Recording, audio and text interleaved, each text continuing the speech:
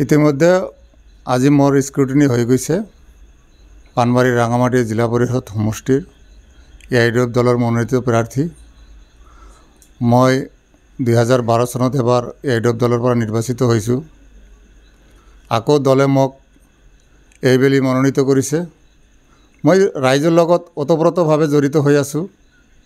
গতিকে মোৰ দীৰ্ঘ বিশ্বাস যে ৰাইজে মোক আকোৱালি ল'ব আৰু আমাৰ AIDF দল যেভাবে কাম কৰি আছে গৌৰীপুৰ সমষ্টিত, সন্মানীয় বিধায়ক মহোদয় গৌৰীপুৰ সমষ্টিত যিবিলাক কাম কাজ কৰিছে আৰু ৰাইজৰ লগত যেনেকুৱা জড়িত হৈ আছে, আমিও তেখেতৰ লগত জড়িত হৈ ৰাইজৰ কাম কাজৰ লগত জড়িত হৈ আছোঁ। গতিকে মই ভাবোঁ এইবেলি মই পানবাৰী ৰাঙামাটি জিলা পৰিষদ সমষ্টিৰ পৰা বিপুল ভোটত জয়যুক্ত হ'ম। বিজেপি গোটেই ভাৰতবৰ্ষ তথা অসমত যি বিশেষকৈ আমাৰ মাইনৰিটি মানুহক যি অত্যাচাৰ কৰি আছে বিভিন্ন দিশত, আজি উচ্ছেদৰ কথাই কওক, ভোটাৰৰ কথাই কওক, আমাৰ মানুহখিনিক যিমান অত্যাচাৰ কৰি আছে, এই অত্যাচাৰ কৰা অৱস্থাত আমাৰ এই পানবাৰী ৰাঙামাটি জিলা পৰিষদ সমষ্টিৰ পৰা বিজেপি কেণ্ডিডেট জিকি আহিব, এইটো ৰাইজে কেতিয়াও মানি নল'ব। কাৰণ আৰু আপোনালোকে দেখক যে কংগ্ৰেছৰ কথা কৈ আছে। কংগ্ৰেছ এইবেলি কংগ্ৰেছৰ যি টিকেট কেন্দ্ৰিক সংঘাত আপোনালোকে গম পাইছে।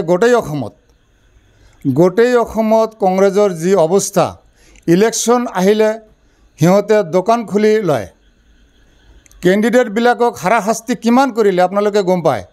গতিকে আৰু যি কংগ্ৰেছৰ কেণ্ডিডেট আৰু বিজেপিৰ কেণ্ডিডেট, AIDF দলৰ পৰা বাগৰি যোৱা কেণ্ডিডেট আৰু তেখেতসকলক আমি কেণ্ডিডেট বুলি নাভাবোঁ। কাৰণ এই পানবাৰী ৰাঙামাটি জিলা পৰিষদ সমষ্টিটো 8খন গাঁও পঞ্চায়ত আছে। এই 8খন গাঁও পঞ্চায়তে মই অহৰহ জড়িত হৈ আছোঁ।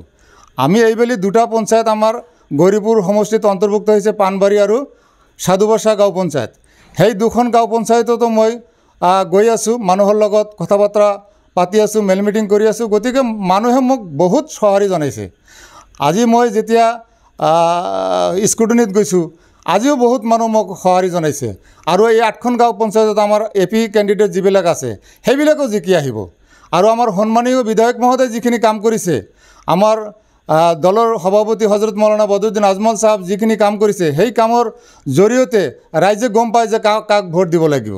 আজি অসমৰ কথা কৈ আছে যে কংগ্ৰেছ জিকিব, বিজেপি জিকিব। আমাৰ ইয়াত কংগ্ৰেছ বিজেপি একো নাই। মই ভাবোঁ কংগ্ৰেছ বিজেপি গৌৰীপুৰ সমষ্টিত কোনো কাম নাই। আমাৰ এই অঞ্চলত বিশেষকৈ গৌৰীপুৰ সমষ্টিত আমাৰ যিবিলাক সমস্যা, পুৰণা সমষ্টিৰ সমস্যাখিনি প্ৰায় 80% কমপ্লিট হৈছে। আমাৰ বিধায়ক মহোদয় কমপ্লিট কৰিছে। আমি পঞ্চায়ত প্ৰতিনিধি হ'ম, এজন জিলা পৰিষদ সদস্য মই যদি ভাবোঁ যে PWDৰ কাম মই কৰিম, এইটো কথাটো নহ'ব। লোকাল সমস্যাবিলাকৰ কাৰণেই লোকাল সেল্ফ গভৰ্ণমেণ্ট, আমি লোকাল সেল্ফ গভৰ্ণমেণ্টৰ এটা অংশ যদি মই নিৰ্বাচিত হওঁ। সেইকাৰণে যিবিলাক সৰু সুৰা সমস্যা আছে, সেই সৰু সুৰা সমস্যাবিলাক আমি সমাধান কৰিম। বিশেষকৈ ৰাস্তা ঘাট এতিয়া মোটামুটি আমাৰ গৌৰীপুৰ সমষ্টিত ভালেই হৈছে। বাকী যিখিনি আছে এইখিনি PWD অন্তৰ্ভুক্ত হৈছে, এইখিনি MLA ছাৰ চাব।